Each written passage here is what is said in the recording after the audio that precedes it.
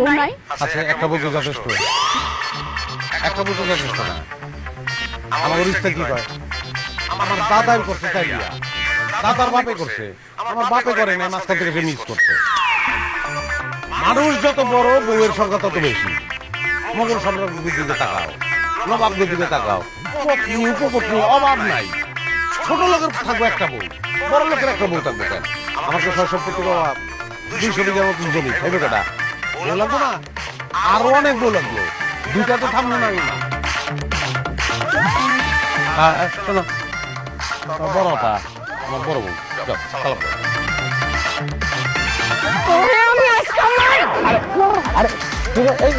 আরে বেউ শোনার মতো ঘটনা তোমার, বেউ শোনেন কি আছে? আম্মা আম্মা আম্মা আম্মা আম্মা তুমি ভিতরে না, দুজারে ধরে রাখছি, তোমার করতে পারবো না আম্মা আম্মা আম্মা।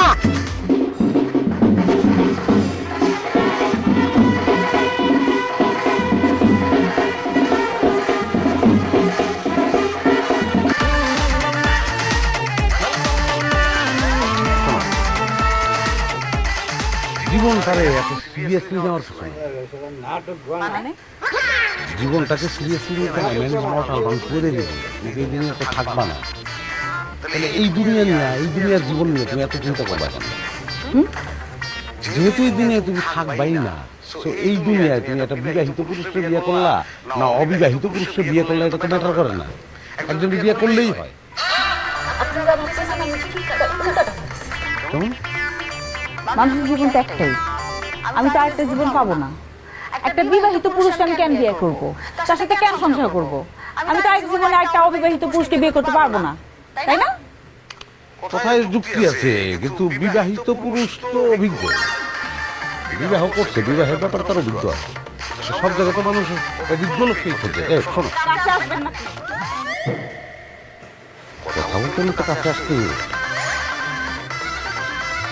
তুমি তোমার অ্যাচিভমেন্টটা দেখতে পেতেছো না। আমার বিয়ে করে কি পাইতেছো এটা তুমি দেখতেছো না, যে কারণে তুমি আগে 200 বিঘা জমির মালিক আমি, 100 বিঘা তোমার দিয়ে দেবো। আচ্ছা যাও, 100 না, 125 বিঘা দিলাম, বাকি 75 বিঘা বড় ডাইভোর্স করবো। বুঝতে পারতেছো না? এটা কিন্তু বাস্তবতা। আজকে ভালো লাগতেছে না, একসময় এটাই তোমার ভালো লাগবে।